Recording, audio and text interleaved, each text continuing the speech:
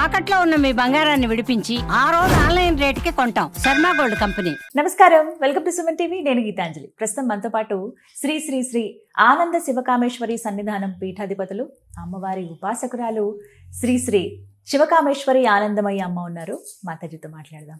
అమ్మ నమస్కారం. నమస్కారం తల్లి. అమ్మ, ఎన్నో ధర్మ సందేహాలు, అందులో భాగంగా నిత్య పూజ విషయంలో ఎప్పుడు అంటే నిత్యం చేసుకునే దీపారాధన విషయంలో ఏవో సందేహాలు ఉండనే ఉంటాయి. ఎంత క్లియర్ చేసినా ఇంకా ఇంకా వస్తూనే ఉంటాయి. అందులో భాగంగా ప్రతినిత్యం దీపారాధన చేస్తాము, ఆ సగం కాలిపోయి ఉంటాయి ఒత్తులు. ఆ ఒత్తుల్ని ఏం చేయాలండి అని అడుగుతున్నారు. ఎందుకంటే దానికి కొన్ని రకరకాల వీడియోస్ కూడా నేను చూసానమ్మా.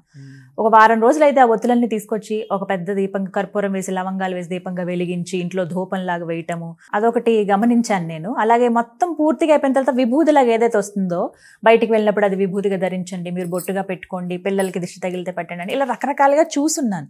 అంటే కాలిపోయిన ఒత్తుల గురించి నిజంగా అసలు మన శాస్త్రంలో ఏం చెప్పబడింది? అలాగే పూర్తిగా ఒత్తి కాలిపోతే ఇదేమైనా అశుభంగా భావించాలా? ఇలాంటి సందేహాలు ఉన్నాయమ్మా. తప్పకుండా తెలియజేస్తానమ్మా. యాదేవి సర్వభూతేషు కాంతి రూపేణ సంస్థిత. నమస్తస్యై నమస్తస్యై నమస్తస్యై నమో నమః. సుమన్ టీవీ వీక్షిస్తున్న ప్రేక్షకులందరికీ కూడా శ్రీమాత్రే నమః. కాంతి, దీపం అంటేనే కాంతి. ముందు అసలు ఈ దీపారాధన ఎందుకు చేస్తున్నామో తెలుసుకుంటే ఈ సందేహాలు ఒక్కొక్కటిగా నివృత్తి చేసే ప్రయత్నం చేద్దాం. తప్పకుండా.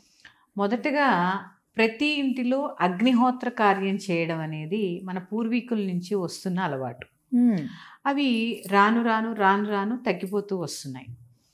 అగ్ని ద్వారానే మనం దీపాన్ని జ్వలింపజేస్తాం.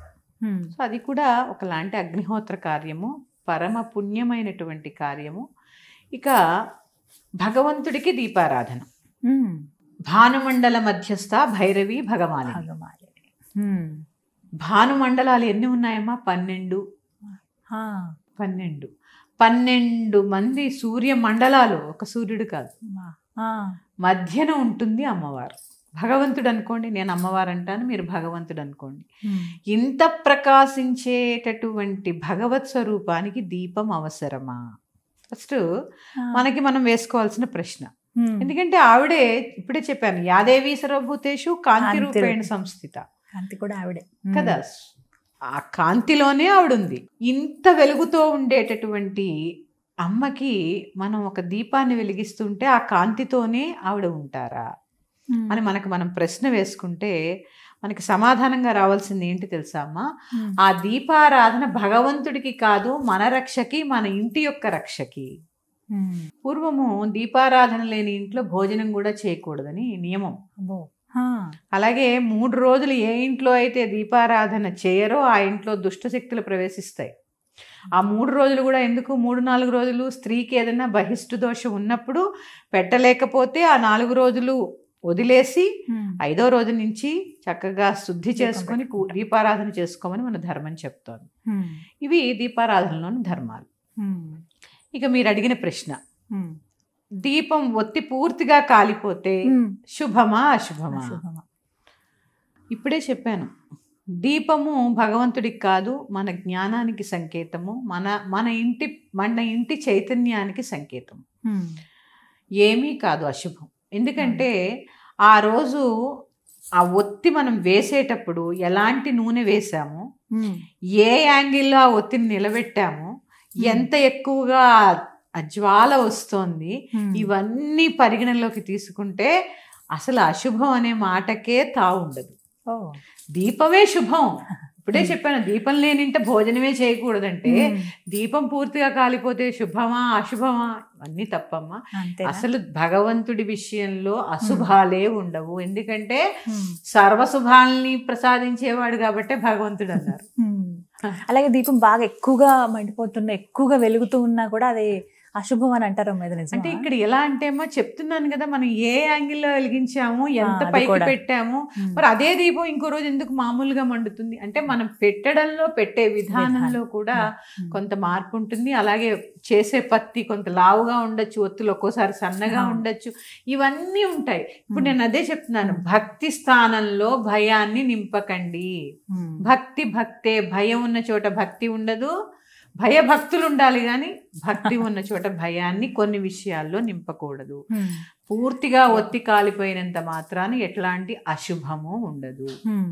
ఇక మూడవది, ఒత్తి సగం కాలిపోయి ఆ రోజుకి పూర్తి అయిపోయిన తర్వాత ఆ ఒత్తుల్ని ఏం చేయాలి? సృష్టిలో ఏది శాశ్వతం కాదు, ప్రతిదీ కూడా ఏమవుతుంది, లయం అవ్వడానికే వచ్చింది.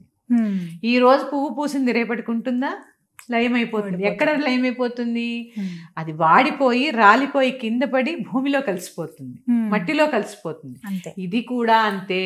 మీరు దాన్ని దాచి చక్కగా విభూది కొనుక్కోండి, శివుడి దగ్గరది పెట్టుకోండి. అదే పెట్టుకోవాలని ఏంటి? కుంకుమార్చన చేసుకుంటారు కదా, కుంకుమ పెట్టుకోండి.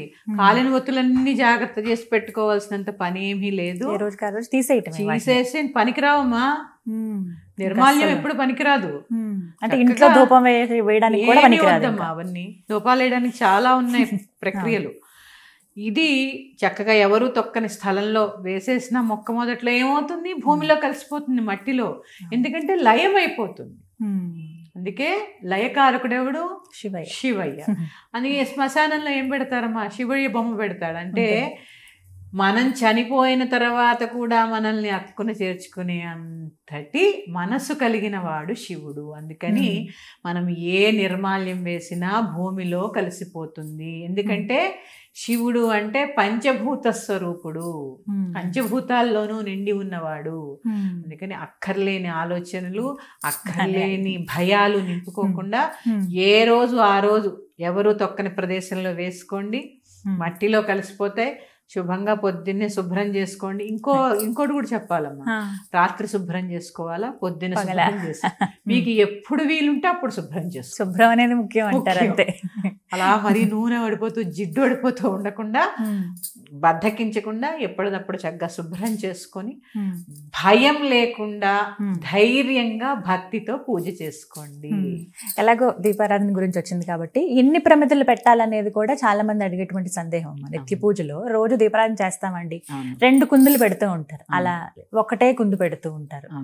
ఏది శ్రేష్టం? మట్టి దీపాలు కార్తీక మాసంలో వెలిగిస్తూ ఉంటాం కదమ్మా. మట్టి ప్రమిదలు వెలిగించినప్పుడు మాత్రము ఒక ప్రమిద మీద ఇంకో ప్రమిద పెట్టాలి. ఎందుకంటే భూమికి వేడి తగలకూడదని అంటూ ఉంటారు. అందుకే దీపారాధన చేసినప్పుడు కింద ప్రత్యేకంగా ఒక ఆకు కానీ ఒక ప్లేట్ కానీ మనం వేస్తూ ఉంటాము. ఇక 2 దీపాలు పెట్టాలా, 3 దీపాలు పెట్టాలా? సాధ్యం త్రివర్తి సంయుక్తం. త్రివర్తి అంటే 3 ఒత్తులు. 3 ఒత్తులు ఒక ఒత్తిగా వేసి దీపారాధన చేసుకొని, అలాగే అలాంటివి 2 పెట్టుకోండి. అలాంటివి 2 కుందులు లాగా చిన్న 2. అందుకే జంట కుందులు ఉంటాయి కదా, ఎప్పుడు ఒక కుందు ఉండదు. జంట కుందుల్లో 3 ఒత్తులు వేసుకుని చక్కగా ఎప్పుడు కూడా నూనె వేసిన తర్వాతే ఒత్తులు వేసుకుని తడిపి వెలిగించుకోండి. ఇక ఆవు నెయ్యి వేయాలా, ద్రవ్యం చాలా సందేహం ఉంటుంది, కొబ్బరి నూనె వేయాలా, ఏది స్వచ్ఛమైనది దొరికితే, ఏది మనకి కల్మషం లేదు, కల్తీ లేదు అనిపిస్తే దాంతో పెట్టుకోండి. భక్తి ప్రధానము, చెయ్యడం ప్రధానము.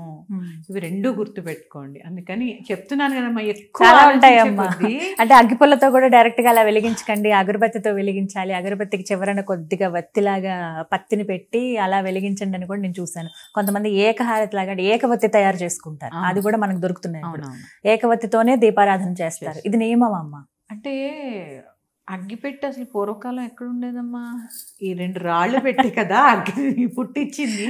ఇప్పటికీ కొన్ని చోట్ల అది పాటిస్తున్నారు కదా, యజ్ఞం చేసేటప్పుడు పాటిస్తారు. దానికి ఒక ప్రాసెస్ అదంతా. అగ్గి పుల్లతో దీపారాధన నిక్షేపంగా చేసుకోవచ్చు. అంతేనా? అంతే. ఇదే చెప్తున్నానమ్మా, భక్తి భయము. పూర్వం అగ్గిపెట్టెలు లేవు, రాళ్ళు వెలిగించి దేనికో వెలిగించి పెట్టుకునే పరిస్థితి. చక్కగా సులువుగా ఉందిగా, వెలిగించుకోండి, ఏం కాదు. అసలు వదిలేసి కొసరు పట్టుకోకుండా, భయం లేకుండా భక్తిగా పూజ చేసుకోండి. చాలా సంతోషం. చాలా సందేహాలకు సమాధానం దొరికింది ఇవాళ. నమస్కారం అమ్మా. శ్రీమాత్రే నమః. మరొక్క అంశంతో మీ ముందుకు వస్తాను. స్వస్తి.